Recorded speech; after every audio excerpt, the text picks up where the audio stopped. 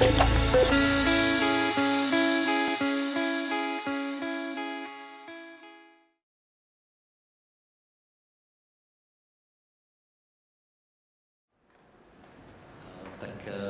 večer, nebo dobré pozdní odpoledne. Já vás hrozně moc vítám u vlastně poslední debaty, která se odehraje tady v globálním fóru a která bude s novinářem deníku The New York Times, který během asi 1 minuty přijde sem na pódium. Jmenuje se Stephen Lee Myers, jak určitě dobře víte, a v celku nedávno vyšla jeho unikátní kniha Nový car, která vypráví vlastně o vzestupu, životní příběh, vzestup k moci a vládnutí Vladimira Putina v Rusku. Ta kniha je zajímavá, výjimečná hodně tím, že pan Myers vlastně byl zpravodajem v Moskvě v těch prvních letech Putinovy vlády. Takže velmi vlastně dobře zná a popisuje ty roky, kdy utvrzoval, upevňoval svoji moc. Stephen Lee Myers už je tady, takže já ho tady vítám.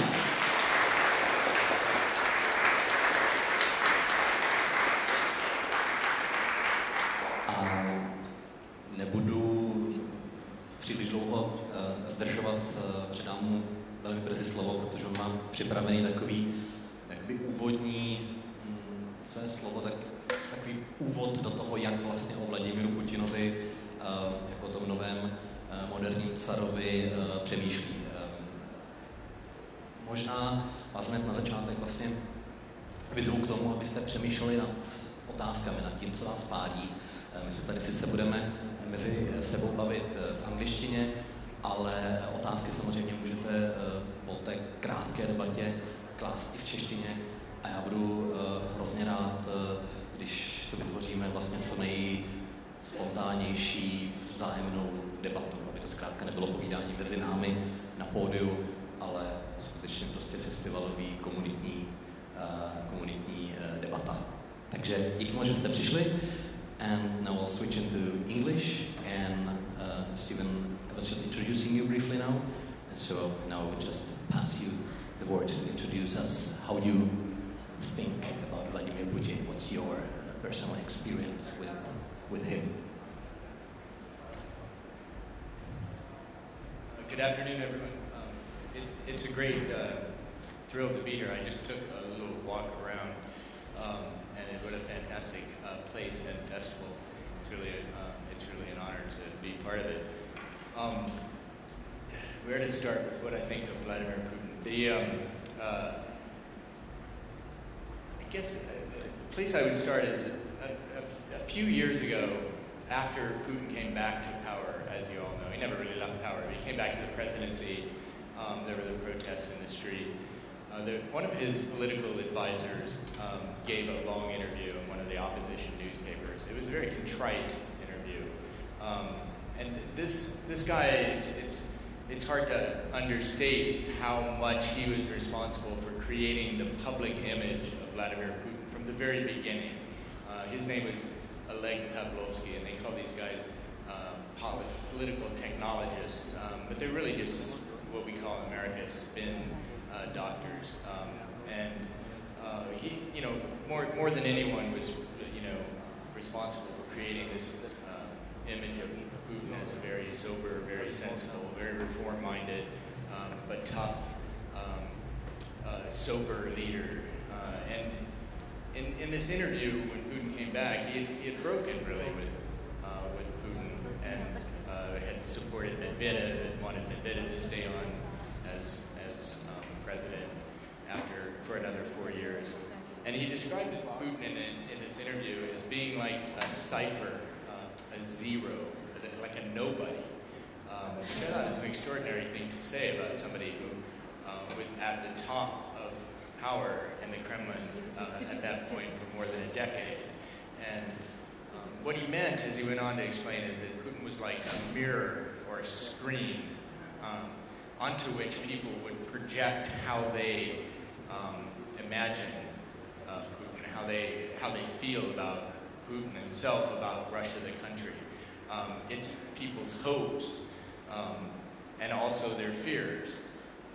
And I think that's a great way to start to think about Putin a little bit, almost as a construct of what you think about Russia.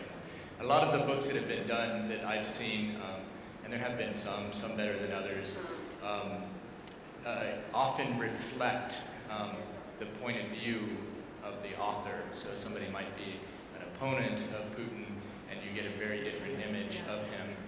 You get people who are, fans of his, obviously the polar opposite. And what I tried to be was somewhat neutral, which is what we do in journalism, or try to do on our better days, and try to see Putin a little bit without the mythology.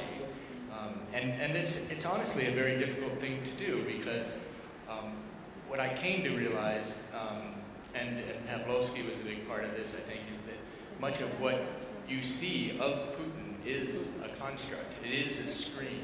And I came to believe that it's actually quite deliberate. And you have to, the challenge for somebody trying to write his biography is understanding what's real and what isn't. And what I set out to do in writing the book was to try to separate my own personal views of Russia and the direction it's going under Putin, as well as any biases I might have that would influence the way I looked at him. And really, it's just a basic reporting task to go back to the beginning. On that question of the deliberate nature of Putin, I don't know if you all will remember this as well as Americans do, but our President George Bush, in his first meeting with Putin, famously said that he got a sense of Putin's soul. The exact way he said it was that he looked into his eyes, and it's often reported in the media, and he saw his soul, which people, of course, ridiculed poor George Bush for, and there was much to ridicule him for. But what was interesting about that was when you go back and look at the meeting, it was an important meeting between two world leaders, and it was at a time of some tensions between the United States and Russia, from the end of the Clinton years, the war in Kosovo specifically, the expansion of NATO. But they wanted to make a good impression on each other for various political reasons of their own. And as good world leaders do, they read their brief, as we call it, their intel, which is the intelligence report that's created before any serious meeting like this. So the Russians, of course, did one on George Bush for Putin. And when Putin opened the meeting with Bush, he complimented him, or made reference to the fact that he had played rugby in college. And one thing about George Bush is that no one thinks of him as a rugby player. I was surprised even to read that when I read the account of it, because we all know George Bush from his college years as a cheerleader, and a bit of a playboy and a heavy drinker by his own account. So sports was not the thing that would come to mind. So Putin was a little bit wrong, but nonetheless, Bush understood that what Putin was up to, and he did it back to Putin. At one point, interrupting Putin to ask him, as he put it, "Vladimir, tell me the story of the cross." And the story of the cross is one that Putin himself has told in a couple of interviews. And I won't go through it all, I describe it in the book. But in 1996, when Putin really reached the low point of his career, even his life, his dacha burned down. And in the dacha, as he describes this story, as he's going through the ruins of the place, he finds this baptismal cross that his mother had given him. And as he has told this story, his mother baptized him when he was only a few weeks old, which would have been when Stalin was still alive. It would have been a very politically incorrect, even dangerous thing to do, to be openly religious in the Soviet Union. Though nonetheless, as Putin tells the story, his mother had baptized him, and then later, after the Soviet Union fell apart, gave him this cross and asked him to take it to the church in Jerusalem when he went there on an official visit when he was deputy mayor of Petersburg. And Bush, who was a religious believer himself, was quite enchanted by this story, and that's why he asked him about it, and he wanted to connect with Putin on that level. Putin claimed to have never taken the cross off after it had been recovered from the fire, but in fact he wasn't wearing it that day. So it was sort of like this construct that I'm telling you about, is that it's impossible to know if this story is true about his mother baptizing him and so forth. There are no records of it. But it's the story he tells, and he tells it for, I think, a very political reason at home, domestically, because he wants to have the association with the church. It enchanted Bush. And this is because I think Putin is very good as an interlocutor with other world leaders, and he's done it to lots of people. There's a great account from one of the first American officials who met him when he was very low in Yeltsin's administration, who described it in a very similar way, of feeling like he already knew everything about him. This was one of the guy who rose to be Deputy Secretary of State in the U.S. Putin knew the two Russian writers he had done his dissertation on in high school, which is a little bit creepy. You don't want the KGB to know that much about you, but nonetheless, he uses it to great effect. And I think many of you here may have heard of the story of the first time he met Angela Merkel, knowing that she was afraid of dogs, brings in his black Labrador, his beloved Coney, who sniffs around the German chancellor's feet in their first interview, sending a very intimidating message in that case, rather than a conciliatory one, as he did with George Bush. I met the dog, by the way, Coney. She came into the interview that we had with Putin. I say we, meaning the New York Times, a few years ago. This was 2003, in fact, some years ago now. And the dog was used, I think, for the same effect, like the humanizing. It came in almost on cue. It's a lovely dog. Seemed very nice. I'm not afraid of dogs. But it was clearly used to send a message. And I'll tell you another very similar thing about that interview. A few days, I was a bureau chief in Moscow for the New York Times. I didn't quite rank. But they agreed to do the interview assuming that our executive editor would come, which of course I was very happy to invite our executive editor to Moscow so that we could do this interview. And a couple of days before it was going to happen, I got a letter quite urgently from the Kremlin, or an email, saying that they needed me to give them a history of the New York Times, ASAP, right then. And I had no idea what to do, so I made one up.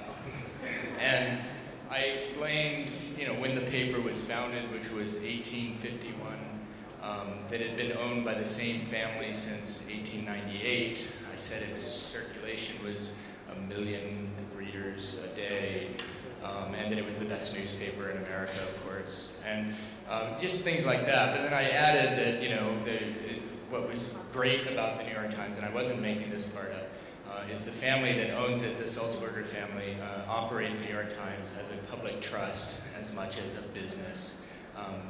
No fear, no favor is our motto. They operate it in a truly public-minded sort of way, and on our good days we live up to that. And so I'm flattered to work for a place like that. Anyway, I send this little history of the New York Times off to the Kremlin, and when we sat down with Bill, the executive editor is a guy named Bill Keller, who's a great journalist, had been in Russia before at the time of the Soviet Union collapse.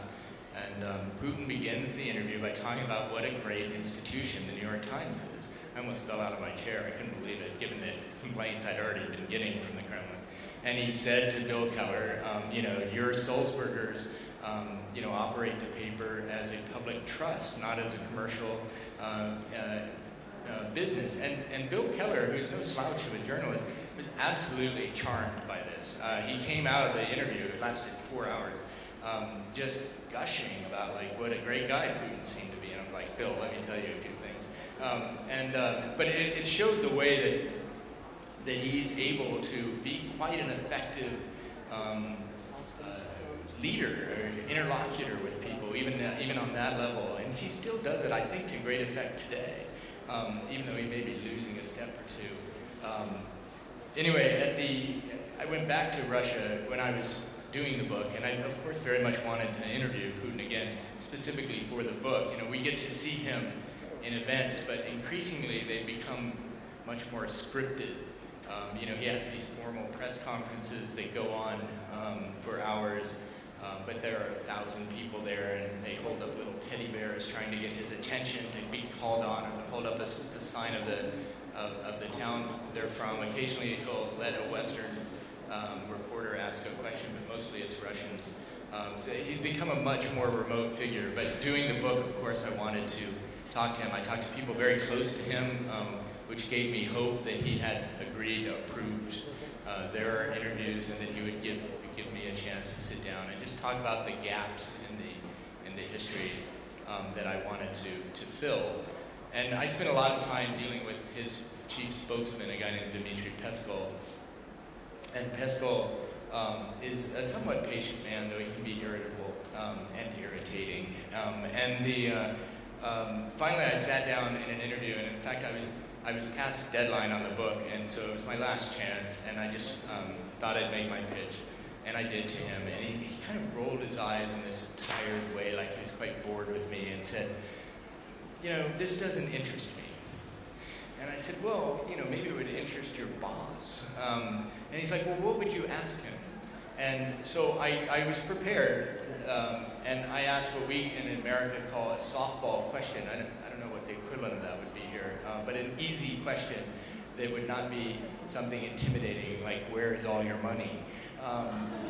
So I said to Dmitry that I wanted to ask about his experience, his family's experience during the Great Patriotic War, World War II as we know it.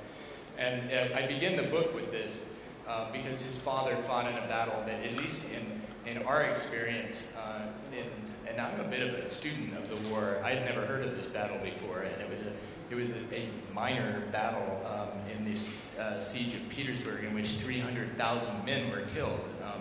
The U.S. lost 450,000 men, by the way, in the war, in both theaters. So the scale of this battle was extraordinary, and his father's experience was extraordinary. And as you all know, the experience of the war in Russia and Europe is just so much greater than it was for us, because, you know, we're across an ocean, as great as it was for us. And I was curious about this because, again, this screen, Putin uses the war. He's created a mythology around his own family's experience, which is increasingly like the experience of the country as a whole. You know, we know the important milestones of the war in our own history. I had 2 uncles who fought in the war, but it's not a national holiday for us anymore. It's not part of our ideology the way it is in the Soviet Union, and then now again in Russia. And it's a deliberate construct. It's an ideological instrument, if that's the right word. It's part of the identity of the country increasingly. But I was curious about Putin's family experience because it's not, I mean, he tells us the story of his own father, but, you know, his father had brothers who also fought in the war. His mother's family suffered in the war. His mother's mother was killed, his grandmother then.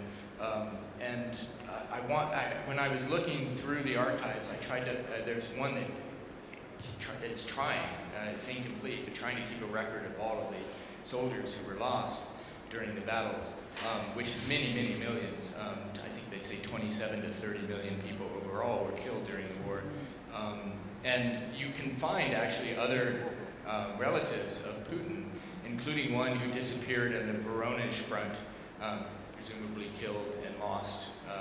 And there was another one, another uncle of his who had been sentenced by a military tribunal, and then no record of what happened to him. And that can only mean some sort of dereliction of duty, or he was shot. And that's a different story of the war. It's a very much true part of it. But that's why I wanted to ask this question. I didn't explain all that to Peskov, but I told him I wanted to find out more. And Peskov said, you don't need to talk to Putin because you can read everything he's said. He's given many interviews. He's given a book-length interview early on, which is in fact where he tells the story of the war and where he tells the story of the cross that I mentioned. And you know, just go back and read everything, Peskov says to me. And that's when I sort of knew I wasn't going to get anywhere. But in fact, I did read everything that Putin has said. You can find it online. It's going Kremlin.ru if you're interested. 16 years of speeches and appearances by Vladimir Putin. I don't recommend it to anyone, but you can actually, I think, discern something from him. I think if you make the effort and you keeping in mind what I said in the beginning of trying to see Putin for what he is, and rather than what you think he is or what you project onto him. And I don't want to read a lot, but I do want to read one passage from Putin. If you go back and read, it was actually a television interview, and I've often asked people to try to guess when he said this in his career, because it's a very telling insight, I think, into the way he thinks, and also the way the country has turned out.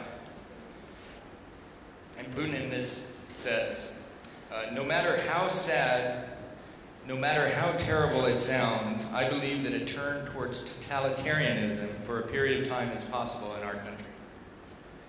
The danger, though, should not be seen in the organs of law enforcement, the security services, the police, or even the army. The danger is in the mentality of our people, in our very own mentality.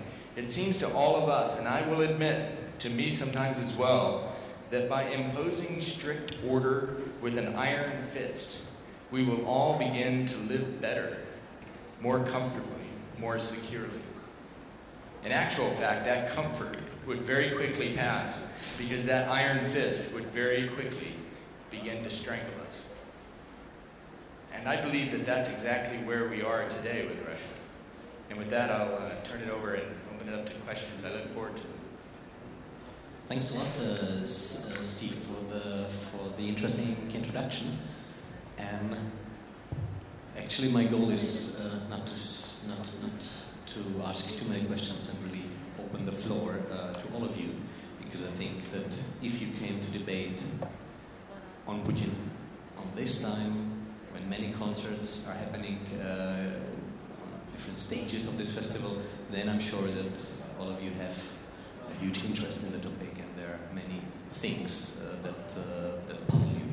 But first, there's one thing, because I'm a journalist too, so there's one thing that was a bit curious, and that because you try to understand the roots where Putin is coming from, his formative years, his youth, and I wonder if you could tell us some one or two interesting stories from this research, you know, when you try to, for example, meet some of his friends from people who knew him before he entered big politics, before he became a leader. So I wonder if there are some like interesting stories that you would like to say. That's a great question, and there are lots. I mean, one of the things that I think is important to understand is how ordinary his youth was, how typical it was. He wasn't, I mean, by our standards today, it was an impoverished childhood. He grew up in a communal apartment with 3 other families, shared toilet. It was, you know, didn't seem like a very happy household. He talked about playing games with rats in the hallway, which I think is sometimes probably maybe a little bit exaggeration and a youthful memory, but he tells a great story of chasing a rat into a corner, at which point the rat turned around and started chasing him. And that's telling because he's often tried, and a lot of the early biographies that were done tried to show him that he was a tough little kid. You know, he was learned how to learned about life on the streets. He even called it the jungle. You know, and as rough as then Leningrad, now St. Petersburg, might have been, it was hardly like a jungle-like atmosphere that he was growing up in. And when I read the rat story, Putin is a very diminutive figure physically. He's very small. And, you know, I don't want to psychoanalyze him too much, but I think that it's pretty clear that he was a tiny little boy, and he was bullied. And being bullied was what, you know, led him to learn how to do martial arts and so forth, which he also admits in other places. Again, if you go through all of his interviews, you know, he'll talk about like that it was the discipline of martial arts that, you know, he took up to defend himself. And if you're a tough guy, you don't really need a lot of defending of yourself. So that's one aspect, that the sort of the poverty and the blanking on the word exactly, but the frailty that he felt, it made him have to learn how to defend himself in a way. And by the way, when he did that, he did it with great diligence. He really took to the sport and became a fairly accomplished you know, adherent of both Sambo, which is a Soviet style of mixed martial arts, and then judo itself. And it was, he credits it for making him a more serious student because he had to keep his grades up in order to keep practicing in the club. The other very important thing, which I alluded to already, is the war. And for political reasons, after World War II and then after Stalin's death in 1953, the war was always an ambivalent or ambiguous accomplishment because, I mean, defeating Nazi Germany, you know, is a great accomplishment, and everybody in the world can embrace the idea of defeating the Nazis. But under after Stalin's death, under Khrushchev, when there was a bit of a thaw, there was always this question of you can't glorify Stalin too much for all the obvious reasons, as he was a horrible dictator, responsible for nearly as many lives lost as Hitler. So it was always a very conflicted thing until 1965, which was the 20th anniversary of the war, the year I was born, coincidentally. And Putin would have been 13 years old. So he is a very impressionable young teenager. And for a lot of reasons, it was you know, because of the thaw had ended and the Brezhnev years were kind of consolidating. Andropov was rising through the ranks of the KGB, who would later also become head of the Soviet Union. And in this year, they decided the 20th anniversary of the war would become the moment when, without deifying Stalin, that they would celebrate the anniversary in a major way. And it was the first of the really big parades that we all now know they hold each May 9th. And that would have hit Putin right at the moment that he was, you know, coming of age. And we all remember the books and things that, you know, influenced us when we were young men or women. And I think particularly young men, he bought into this culture of the, you know, the great war heroes and so forth. There were movies made out of this, including one which is actually a terrific film called Shiti Mech. It looks like a series. It's about 8 hours long. You can get it, DVDs of it. And it's the sword and the shield, which is the emblem of the KGB. And it was produced, it was a novel first, which Putin read as a young man, and it became a movie a few years later in 1968. And he says, his story, again, this is, you know, possibly apocryphal, but he says he watched this movie and the next day he went and tried to join the KGB. And it's about an officer of the KGB, the at the time, who had gone underground, you know, undercover, and infiltrated German army before the war, and then as the war unfolds, rises through the ranks, and helps the single-handed intelligence agents that helps the Soviet Union win the war. It's a very romantic film. Putin to this day can sing the song from it, and he's done so in public. So it's clearly a movie that influenced him, and I think that's the world he grew up in, and that's why you see these not just on the major anniversaries, the 50th, the 60th. I was at the 60th, the 70th anniversary of the victory, and now it's every year is celebrated on the same level. The anniversary of each of the battles are celebrated, the major battles, like in Leningrad, the siege in Stalingrad, which I also went to one year, and Putin spoke at. I think that's the root of this kind of militaristic nostalgia for the Soviet Union that you see displayed today. It's something that was very personal for him. And my second question is more about the Putin's years in power. Basically, the question has a bit of two parts. I wonder how your opinion on Putin evolved and changed throughout the years. Whether there were some moments where he surprised you and you changed your opinion on him, and that's the first part of that question. And the other is, if like during the years when you were working in Moscow as the bureau chief of the New York Times, whether you were imagining or you thought that the relationship between Putin and the West will lead towards the confrontation that we see in the past 2 years, whether that was predictable in that time? Those are great questions. Putin has changed. There is absolutely no doubt about that. And his personality has changed, his policies have changed. He was not somebody, I believe, who had ambition to become the leader of Russia.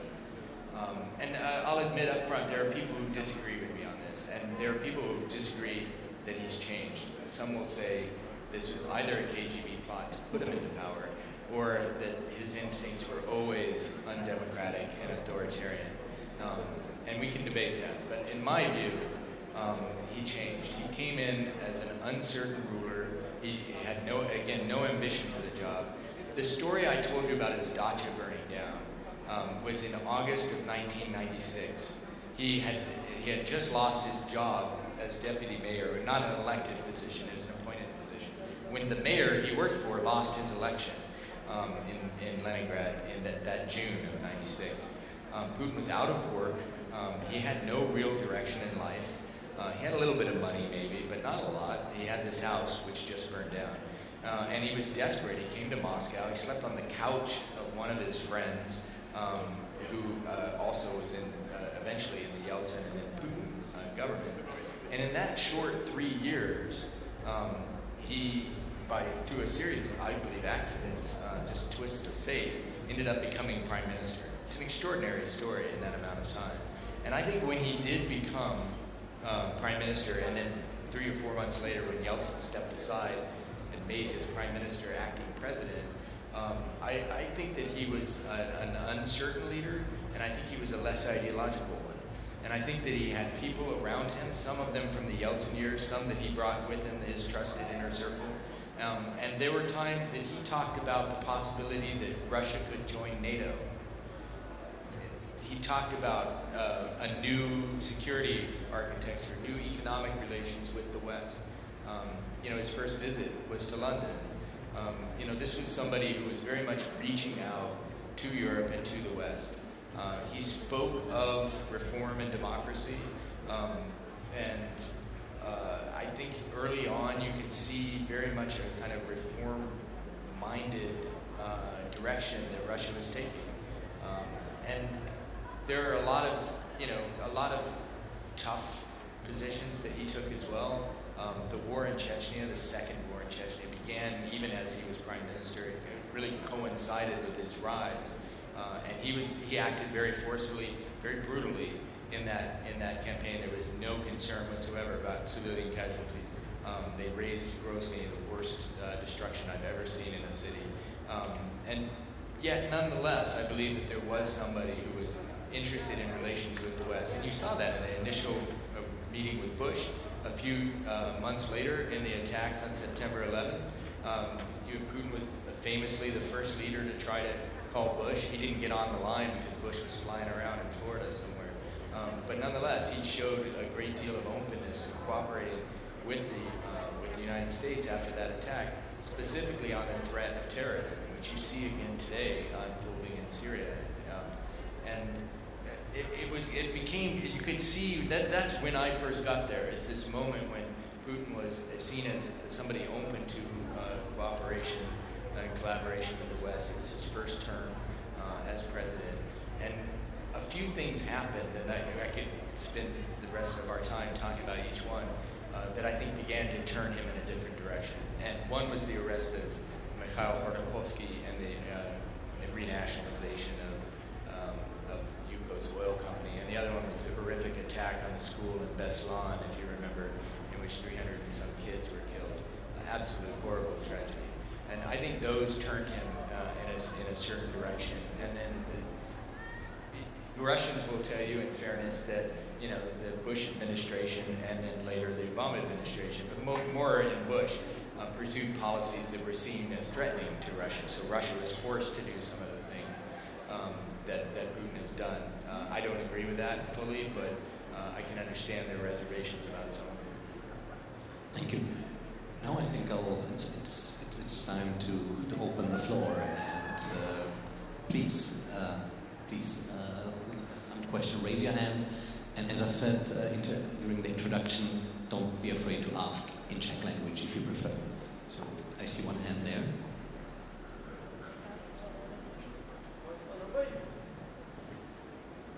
Thank you so much again for coming here and sharing those stories. I have one question, which is, in my view, and obviously judging from Putin's biography, you don't become an important KGB man if you have very colorful, intense life, right? So probably, and quite likely, the life before, when it comes to his youth, formative years, was quite blank, or maybe a bit normal. And then, as I watch him growing into this important leader, it seems like the biggest massive and amount of mythology was specifically created, or they made it even more colorful or more powerful just because to fit this narrative as a Tsar, as a country's father, as a new leader, and things like that. So my question, do you think that it's, at this point, this man is more about more mythology rather than being so unique, if you can say that?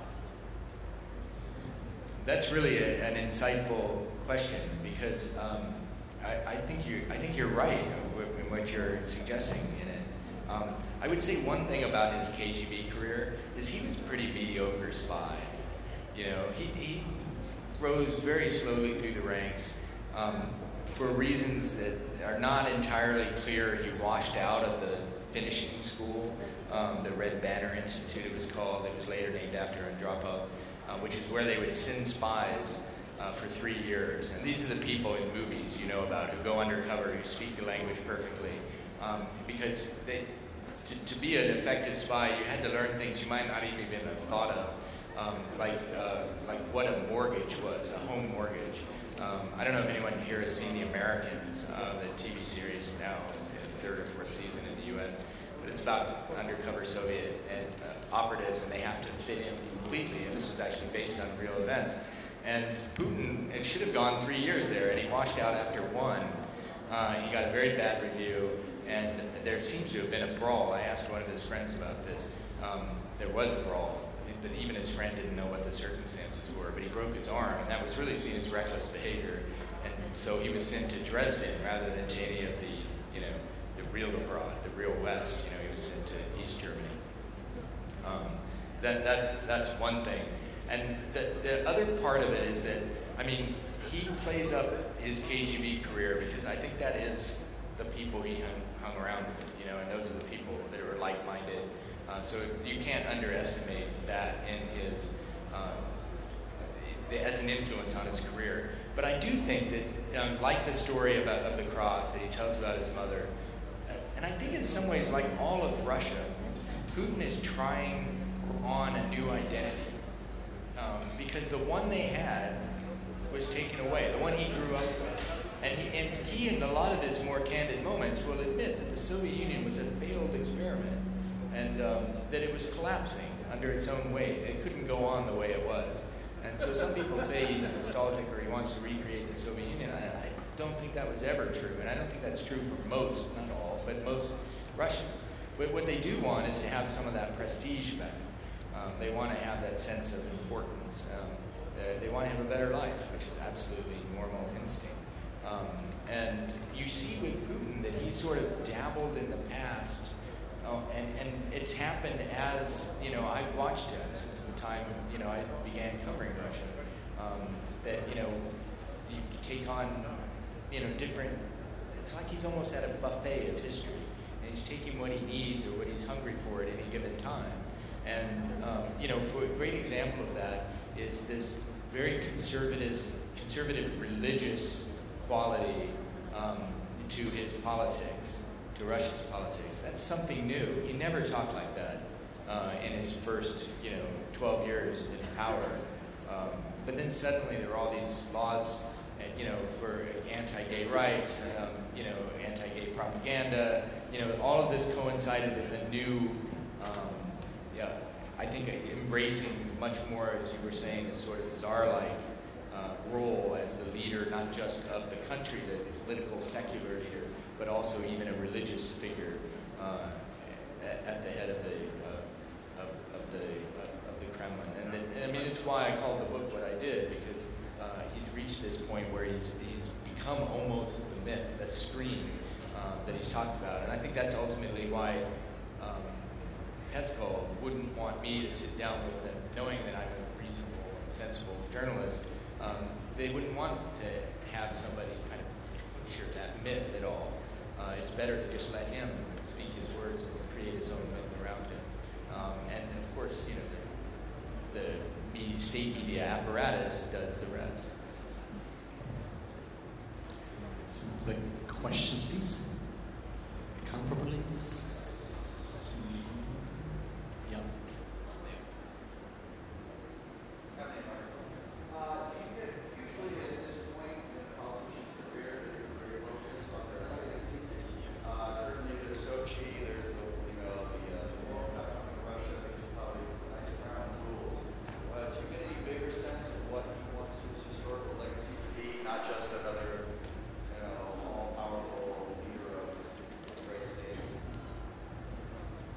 All-powerful leader of a great state's not a bad legacy, right?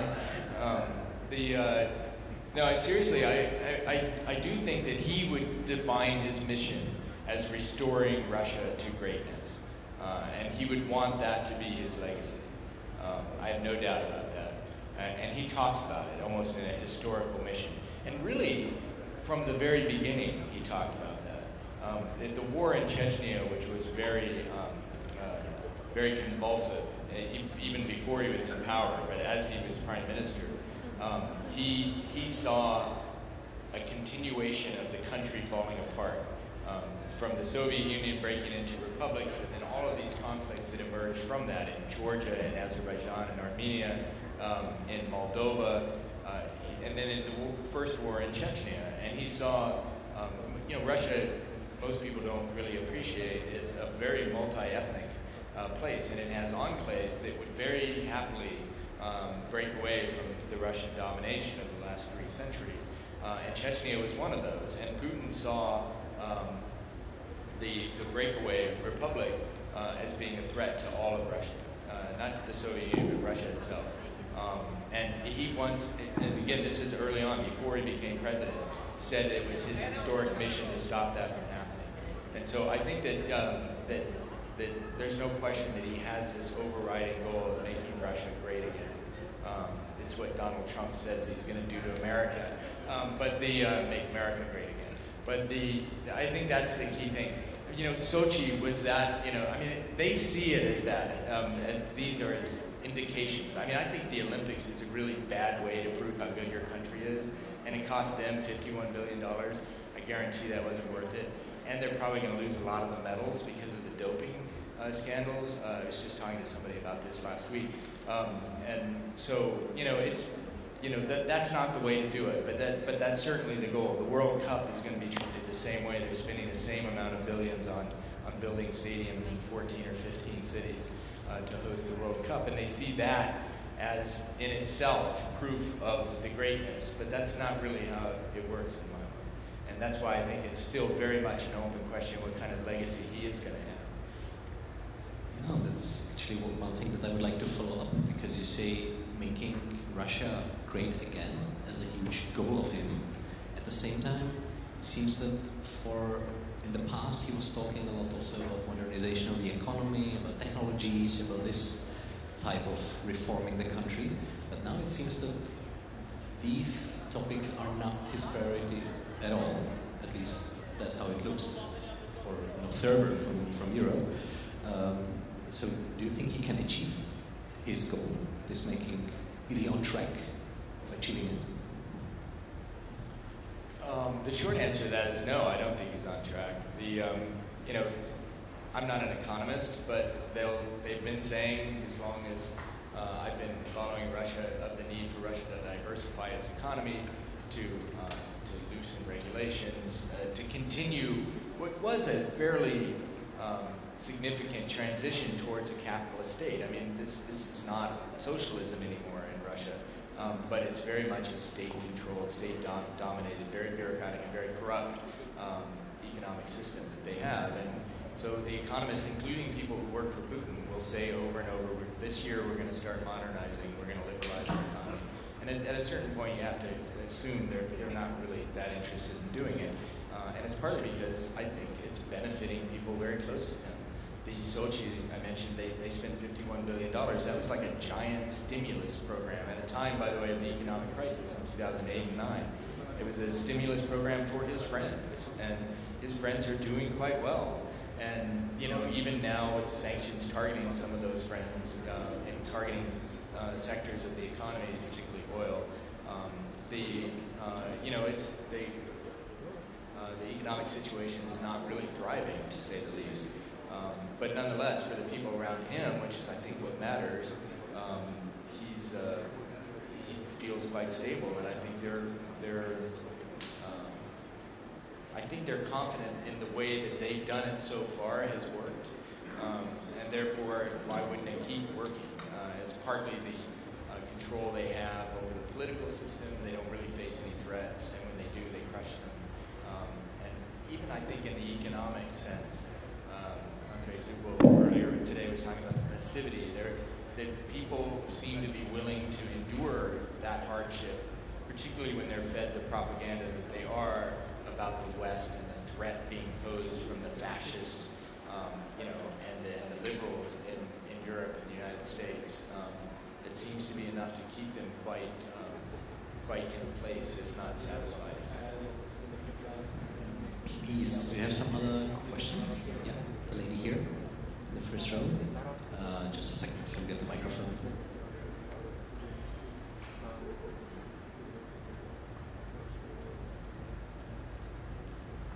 Good evening. I just wonder, what do you think about the latest events that took place in Russia? I mean, that Putin has made the big army just to protect himself, the fraction of the army. You know what I mean? The question for those who don't know exactly is Putin this year created a National Guard, which is a consolidation of a number of various agencies under the command of the guy who used to be the head of the presidential bodyguard. You look at this and there's no reason to do this. They already have an army, they already have an interior police, they already have a federal protection service for the officials. various police agencies they have. But this National Guard has been created for only one reason, which is to suppress dissent. There's no question in my mind that it's reflecting a fear, or at least nervousness, about the possibility of a repeat of the protests we saw in 2011 and 12. It was, I think, partly to bring in the national, or the Republic Police of Chechnya, which is now loyal to Russia, but also very powerful in its own way. They now come under that. But the ultimate goal, I believe, is to solidify his power. It's like a presidential guard, writ large now. Most people see it as a very ominous development, another step towards an authoritarian regime. Some other question, please? There, the lady. Good evening. I would like to ask if, or what would be needed for Russia to become real democracy, and if it's possible or not at all. What is your opinion? That's a great question. I am not one of those people who believe that there is a national characteristic of any country that is anti-democratic. This is one area where I actually agree with George Bush on something. He believed that freedom was universal, and I believe that as well. So I've known so many Russians, very democratically minded, democratically spirited. I don't believe the notion, as some say, that Russians always want to have an iron fist around their throat. I just don't believe that. How you get to that is a terrific and impossible, path. I think it's great to imagine. I've had arguments with democratic leaders in Russia. One in particular, the head of Yabloko, he said, we never had a chance to be democratic. And there's a lot of truth in that. In some respects, the upheavals of the 90s were very trying on the society, and it gave democracy a very bad name. And Putin, even though he claims to be an elected Democrat, will often disparage the freedoms of democracy and say, look what you get, you get chaos. That's why you need to have a firm hand, even though he still insists that it's democratically elected every few years. Separately from Russia, I spent a lot of years in Iraq, and I was there in Iraq, not this last election, but the one in 2010. And here was a country that went through even greater upheaval in terms of just the sheer number of deaths. But I covered the election in January of 2010, and it was the freest election that country ever had. You could argue the freest that the Arab world has ever had. Lebanon has had a couple pretty free elections. But it was a free and fair election, and it split the country in three, and then they went to war with each other. There are a lot of reasons why that happened, including the horrible legacy of Saddam Hussein and the horrible legacy of the American occupation. But nonetheless, it proved to me that you can have democracy, but what you need beyond democracy is not just elections. You need to have respect for the minority, respect for the rules. The rule of law is so important in democracy. And what I'm afraid is happening in Russia, especially as we get farther and farther from the ideals of 1991, the ideals of the Constitution that they wrote for themselves. This wasn't imposed on them. The Russians wrote this in '93. Has freedom of religion, freedom of speech, freedom of assembly, all the essential freedoms that people want. None of them are, respected in practice. And I'm afraid that they're gonna need a new revolution in some respects to restore a notion of democratic ideals. I just got signals that according to our schedule we have time just for a last question, so please raise your hand. It's the last opportunity. I see someone there.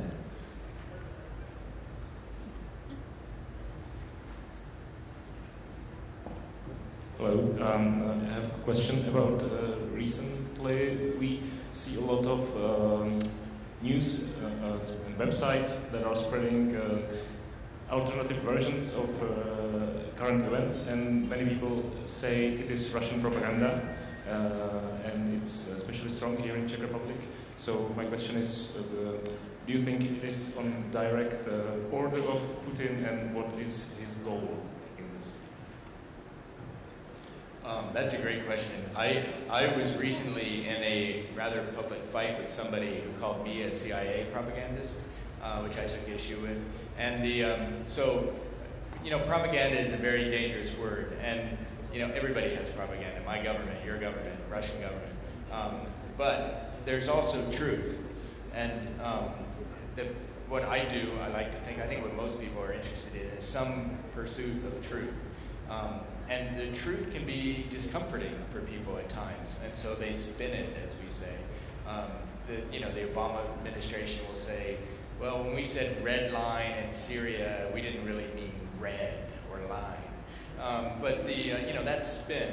But what you've seen from the Kremlin, and it is state-sponsored, is obfuscation. And that's often has to do a lot from Putin on down, by the way, with the war in Ukraine, with the annexation of Crimea. They pushed simply a different narrative than what actually happened, if I may say so. The colleague I was arguing with would say that I'm just spewing American propaganda, but nonetheless, I think you can look at various events, and a great one that a lot of people have been writing about, which just in the news again recently, is the shooting down of the Malaysian airliner, which is a terrible tragedy 2 years ago today, as a matter of fact. And I can tell you with as close to 100% confidence as I can get that it was shot down by a Russian anti-aircraft missile battery. It was a mistake. They didn't mean to shoot down an airliner, but that's what happened. And the Russian government cannot accept that narrative. And what they have done is come up with all kinds of narratives. The Ukrainian Air Force shot it down, a Ukrainian missile on the ground shot it down, the Israelis shot it down. The CIA loaded the planes with bodies and crashed it deliberately. The bodies from the other plane, the other Malaysian airliner that disappeared in the Indian Ocean. I mean, just crazy conspiracies that they put out there. And the goal is to do what it did to the guy that I had the argument with. It's saying, how do you know? And it's enough to just create smoke and confusion so that, like, somebody, and this is true in our politics too, a certain candidate in particular, you throw something up there so that there's just enough element of truth or doubt that people get distracted from the notion. I ended by saying I trust Dutch investigators more than any Russian journalist, and I do have great faith that the Dutch will ultimately get to the bottom of that shooting down, though, as I said, they've already concluded there was a Buk missile from a Russian battery. So whether they bring charges or even are able to, we can all hope for justice in that case. But nonetheless, it's a very deliberate propaganda that you're seeing emanating from Russia, from the state television channels, from the state media, from statements of officials. The one last thing I'll say, that the Russian Ministry of Defense, and we had a story about this in our paper just yesterday, put up 2 pictures purporting to show other possible batteries that might have shot that down. And this, through some very sophisticated analysis, which I don't even understand, of the photos, a research organization was able to establish that both of those photos had been doctored, had been altered by, presumably, the Russian Ministry of Defense. Stephen, I would maybe still ask you for one short answer to the question. I like long answers, as you can see. If you would have to choose one thing that still many of us in Europe, many of us in the West generally get wrong about Putin, what would you pick? Boy, it's got to be short, the answer.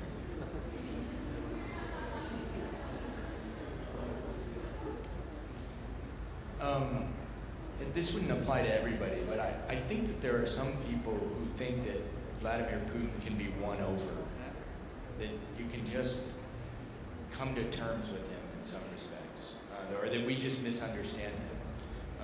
And again, when I'm picking on one of our presidential candidates, you can guess which one. It's not her. They think that, like, you know, we don't understand Putin. If we just sit down in a room, we can make a deal. And I think that may be true. You can make a deal with him. I think Putin is interested in making a deal.